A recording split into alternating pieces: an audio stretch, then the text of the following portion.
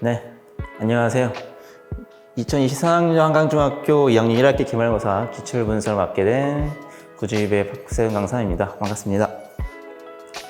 네, 2학년 1학기 이번에 시험을 보면서 이제 좋은 마무리가 됐을 거라고 저는 믿고 있고 바로 시작해 볼까요?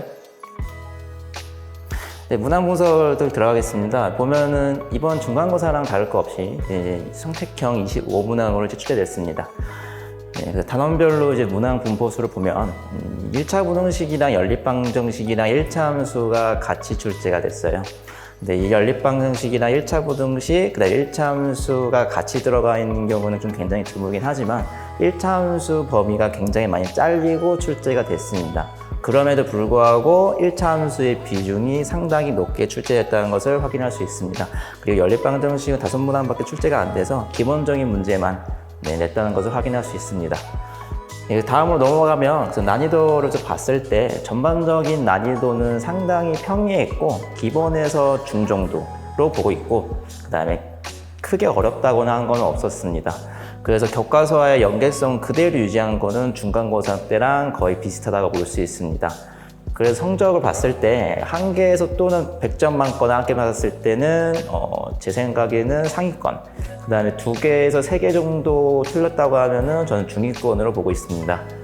그래서 기출 분석으로 넘어갔을 때 제가 봤으면은 보는 게 지금 천재류 교과서 2개가 지금 그대로 질문 갖고 온 게 있거든요. 그런 다음에 동아박 교과서, 다른 출판사에 있는 교과서에도 그대로 출제했다는 것도 제가 보여줄 거고 있다가 그 다음에 연립방정식 같은 경우에는 5문제로 한 곳에 머물러 있는 것도 확인할 수 있습니다.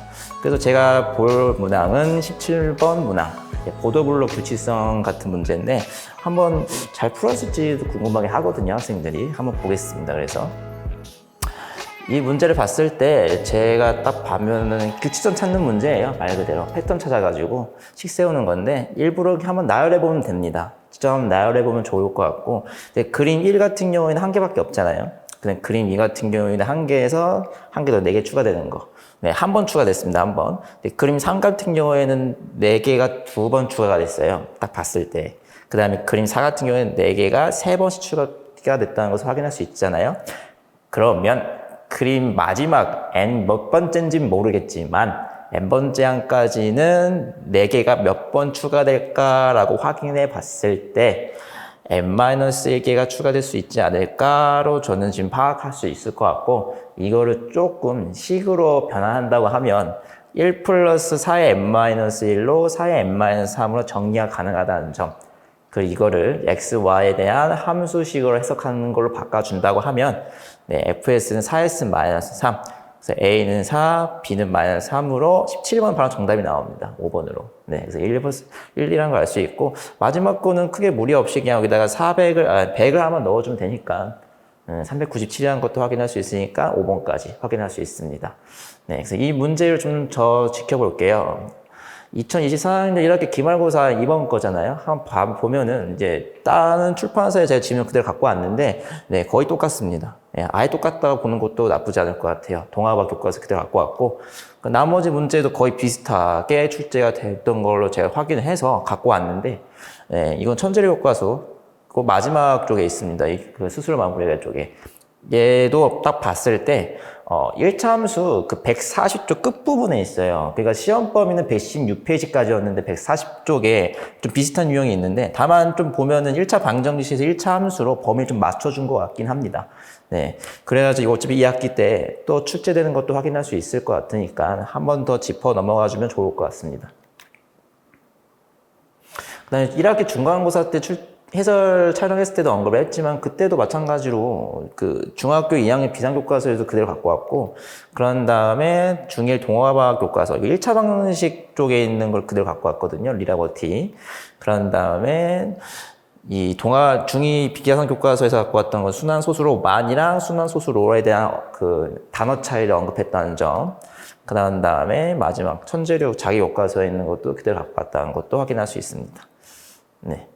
그래서 이 총평을 진행한다고 하면 아마 이제 계속 타 출판사 교과서 연계는 그대로 유지하지 않을까요? 네, 그래서 거의 이제 중간고사랑 기말고사에서 뭐 비중은 줄었다고 해도 다른 출판사 가져온 거는 그대로 유지가 되는 것 같고, 네, 그래서 이거를 앞으로 공부할 때 어떻게 해야 되냐라고 한다고 하면 타 출판사 교과서는 문제를 완벽하게 정복하면 참 좋을 것 같은데 힘들잖아요. 그래서 내신코어가 이제 저희가 타 출판사에 있는 모든 문제들을 다 정리하고 모아두고 그 다음에 더 어렵게 더 변형해서 내는 걸로 구비되어 있으니까 네, 이걸로 공부하면은 좀 완벽히 대비할 수 있지 않을까 생각하고 있고, 그 다음에 모의고사로 네, 저희가 이제 정규 수업 때 내신 퍼펙트 실전 모의고사를 6개 정도를 진행하는데 네, 이것도 충분히 경험한다고 하면 이제 앞으로도 좋은 결과가 있지 않을까로 생각하고 있습니다.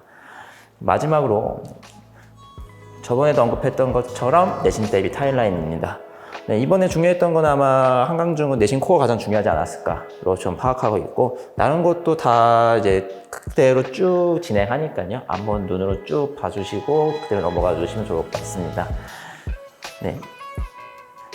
앞으로 마무리하면서 2학기는 이제 도형으로 들어갑니다. 도형은 이제 상당히 애들이 많이 어려워하고, 이제 저도 많이 어려웠기 때문에 이거는 연습이 좀 여름방학 때가 특히 되게 중요할 것 같습니다. 앞으로 이제 구주입에서 네, 여름방학 때 도형을 상당히 많이 잡아줄 것으로 예상하고 있기 때문에 앞으로 같이 갔으면 좋겠습니다. 네, 감사합니다. 마무리하겠습니다.